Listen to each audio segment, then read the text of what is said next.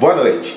O programa Coletiva de Imprensa hoje vai falar sobre reforma da Previdência. Nós vamos conversar com uma advogada aqui da região Bragantina que atua na cidade de Atibaia e também em Bom Jesus dos Perdões e é especialista em direito previdenciário. Muitas mudanças estão acontecendo. A proposta, a lei da reforma da Previdência em andamento do governo federal, muito se falando, aprovações sendo realizadas e nós vamos conversar um pouco hoje sobre reforma da Previdência. A advogada Gisele Beraldo de Paiva tem 38 anos, nascida em Bom Jesus dos Perdões, é casada e mãe de um menino. Pós-graduada e MBA em Direito Previdenciário e pós-graduada em Direito Público. Formada há 14 anos, atua na área de Direito Previdenciário, possui escritórios nas cidades de Atibaia e Perdões, é professora de Direito Previdenciário em pós-graduações e cursos de extensão e também é congressista e palestrante na área do direito.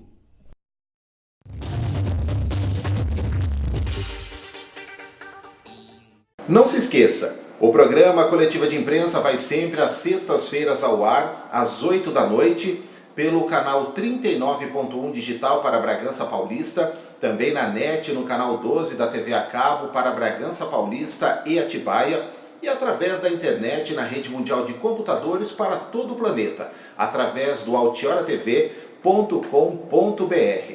Hoje eu faço uma visita ao escritório da advogada especialista em direito previdenciário, Gisele Paiva. Gisele, obrigado por nos receber aqui em seu escritório em Atibaia. Seja bem-vindo ao Coletiva de Imprensa. Eu que agradeço, Fábio, pelo convite. É um prazer receber você e a TV Altiora em meu escritório.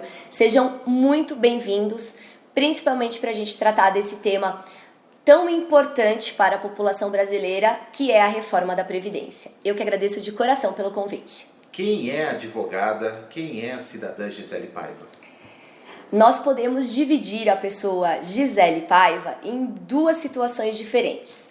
Nós temos a advogada, nós temos a professora e temos também a mãe e esposa. Eu sou esposa de um advogado que não é da seara previdenciária, trabalha em outra área. Sou mãe de um pequeno de 2 anos e meio e, além disso, advogo há 14 anos com direito previdenciário. Então, sempre discutindo questões relacionadas a aposentadorias, auxílios doenças, auxílio reclusão, pensão por morte. E também há cerca de 5 anos eu leciono em instituições de pós-graduação, de cursos de extensão sobre o direito previdenciário, sempre voltado para o ensino de advogados ou de profissionais da área para auxiliar as pessoas que têm algum problema relacionado ao INSS ou ao Instituto de Previdência de regime próprio. E aí, eu sei que você viaja aí pelos 4 cantos do país, falando principalmente no momento sobre reforma da Previdência e que é o assunto hoje do Coletiva de Imprensa. E eu começo falando sobre a parte de tudo que passou na Câmara dos Deputados em Brasília. Gisele, houve alguma alteração em segundo turno pela Câmara no que diz respeito à reforma? Com relação à reforma da Previdência, Fábio, puxando o gancho do que você falou, mas voltando um pouquinho, sim, nós tivemos uma questão em discussão há muitos anos, que seria uma questão de reforma da Previdência. No ano de 2019, ela foi positivada através de uma proposta de emenda à Constituição, daí o nome PEC. Sim. Ela nasceu como a PEC 06 e foi colocada para votação na Câmara. Na Comissão de Constituição e de Comissão de Constituição e Justiça da Câmara, o projeto foi alterado e o que foi votado em 2 turnos na Câmara, foi o projeto 06A, que a gente chama de substitutivo. Então, nós não tivemos nenhuma alteração nos turnos da Câmara. Nós tivemos uma alteração dentro da Comissão de Constituição e Justiça, sendo aprovado o projeto substitutivo. Esse projeto, hoje conhecido como PEC 06A, ele traz uma profunda alteração no regime de previdência. Então, nós vamos ter basicamente uma ruptura, Fábio, do sistema de previdência vigente com o sistema de previdência aprovado pela reforma. Então, o que todos os brasileiros conhecem até o momento de promulgação dessa reforma, vai se tornar substancialmente diferente com a aprovação do texto. Mudanças ocorridas na pensão por morte, Gisele. Tem mudanças consideráveis, né? Tem mudanças. O que nós temos no cenário atual, Fábio, é que o texto aprovado pela Câmara em 2 turnos, ele seguiu para o Senado, ele passou para a votação pela CCJ do Senado, que é a Comissão de Constituição e Justiça, foi aprovado com algumas alterações. Aí nós tivemos a votação dos destaques, também pela CCJ, recentemente, e todos os destaques foram rejeitados, geralmente geralmente criados por partido da oposição. Então, o que nós tivemos no Senado foi uma alteração do texto aprovado pela Câmara. Com relação à pensão por morte, a Câmara aprovou um texto em que o benefício de pensão por morte poderia ser menor que o salário mínimo e a gente teria uma criação de cota familiar. O que é isso? Para cada dependente que o segurado deixar quando ele falecer, haverá o direito de 10% da pensão por morte, que será somado ao 50%, que seria uma cota base, uma cota mãe. No Senado, isso passou por alteração e nós tivemos, primeiro, a rejeição da pensão por morte abaixo de salário mínimo. Na Câmara isso foi discutido num sentido de que a pensão por morte seria uma renda complementar da pessoa e que por isso poderia ser abaixo do salário mínimo.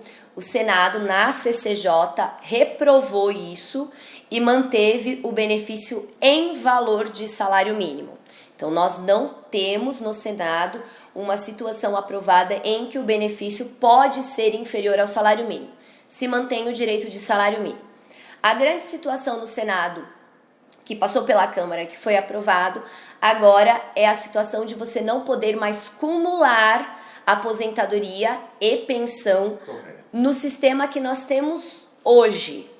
Hoje, Fábio, no sistema atual, porque a gente ainda está em vias de aprovação da reforma, se uma pessoa falece, ela deixa a pensão por morte para os seus dependentes, o qual pode ser cumulado com a aposentadoria que o dependente recebe. Então, por exemplo, faleceu o pai de família, ele deixou uma esposa aposentada.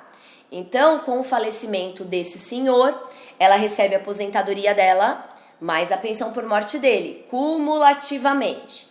Com a reforma da Previdência, isso foi alterado substancialmente e o sobrevivente, o dependente sobrevivente, mantém a sua aposentadoria, mas ele cumula somente um percentual da pensão por morte. Sim.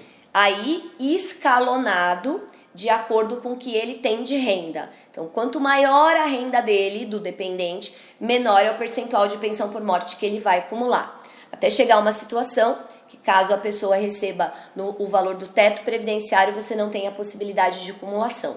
Hoje nós cumulamos. Então, por exemplo, se a pessoa recebe uma aposentadoria hoje no valor do teto previdenciário e o marido aposentado falece com uma aposentadoria de teto também, essa esposa, enquanto dependente, ela cumula a pensão e a aposentadoria no valor de teto, ambos, chegando a receber mais de R$10.000 por mês da Previdência. Com a nova Previdência, isso não é mais possível. Foi criado um sistema nessa PEC em que é impossível você acumular quando o benefício é acima do salário, acima do teto previdenciário. Quando o benefício é abaixo, vai ser possível a acumulação, mas de uma forma escalonada, de acordo com a renda do dependente sobrevivente. Então, por exemplo, uma mulher perde o marido, ela é aposentada, ela continua com a aposentadoria dela e ela vai receber parte, né, nessa pensão, parte do salário que o marido recebia quando em vida. Isso mesmo. Com o falecimento do marido, se ele faleceu aposentado, o valor da aposentadoria, em regra, seria o valor da pensão por morte. Aí ela só vai receber um percentual dessa pensão de acordo com o que ela ganha enquanto aposentada ou enquanto renda. Porque o sistema, ele não cria uma impossibilidade de acumulação necessariamente com aposentadoria e pensão. O que estabelece o que você recebe da pensão por morte é o quanto você ofere de renda. Por isso que na Câmara tinha sido discutida essa questão da pensão por morte ser abaixo do salário mínimo, mas não passou. Então é mantido o pagamento no mínimo do salário mínimo federal vigente no país. Agora, o que vai demandar o valor que cada pessoa vai receber enquanto dependente é a quantidade, o valor de renda que ela tem. Então não tem um valor fixo, assim, tipo assim, 60%, 50%. Depende da situação de cada pessoa. Depende da situação de cada pessoa, sempre ligado à cota familiar. Quando a gente fala de 50%, de 60%, a gente mexe no valor da pensão. É como se fosse a pessoa faleceu aposentado com uma renda de R$1.000. Vamos exemplificar para ficar mais certo. A pensão, existindo apenas um dependente, seria de R$600. E esses R$600 teria um percentual acrescido de acordo com a renda do dependente.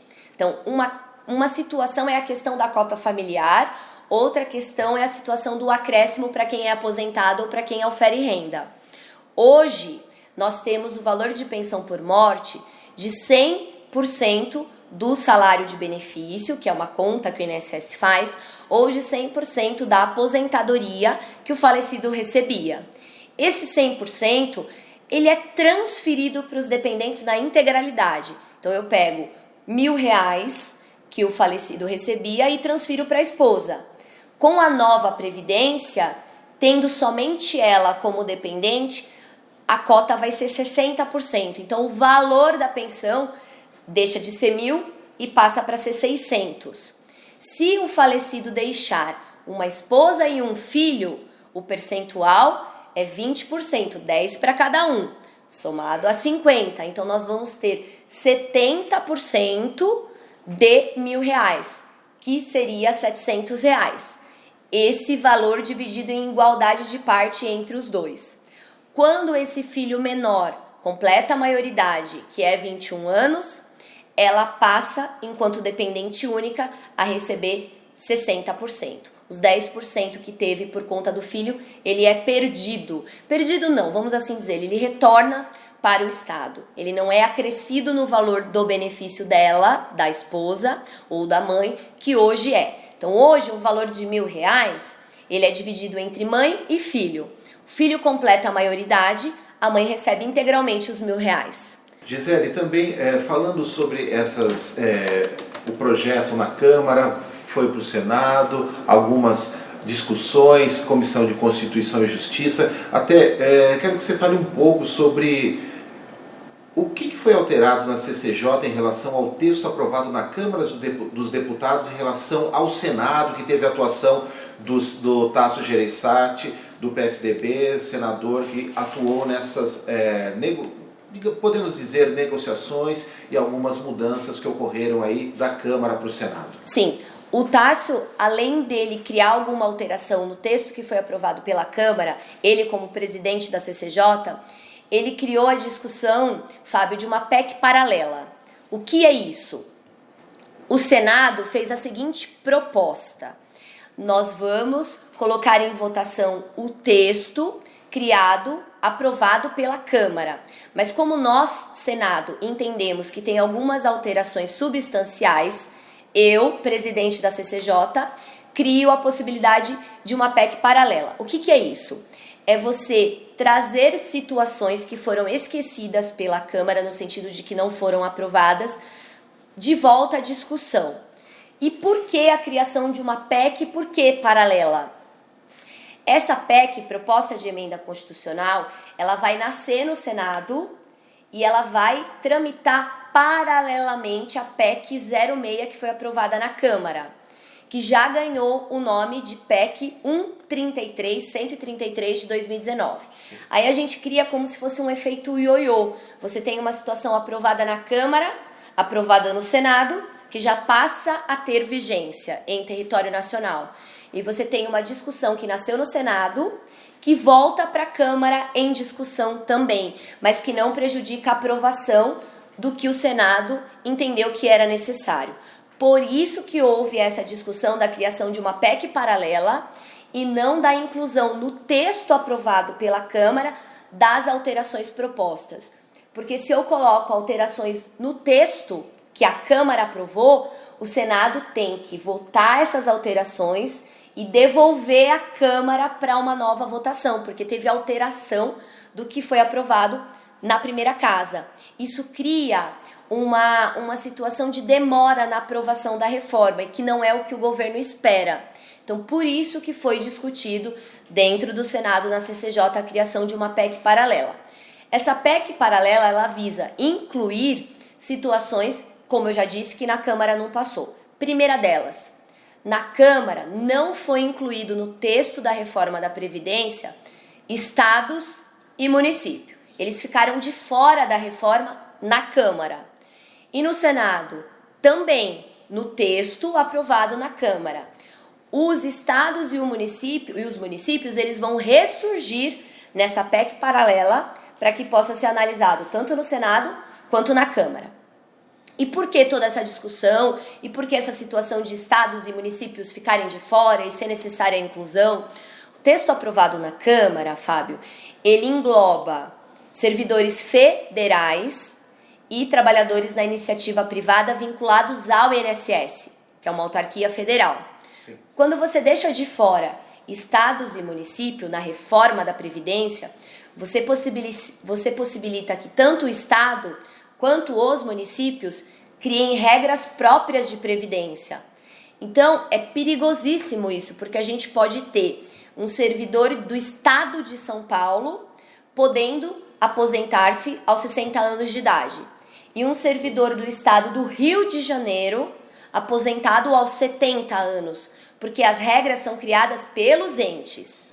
E trazendo isso para o plano municipal, fica mais perigoso ainda, porque você pode ter um servidor de Bragança Paulista com direito à aposentadoria aos 50 anos, porque quem cria a lei é o município. Sim.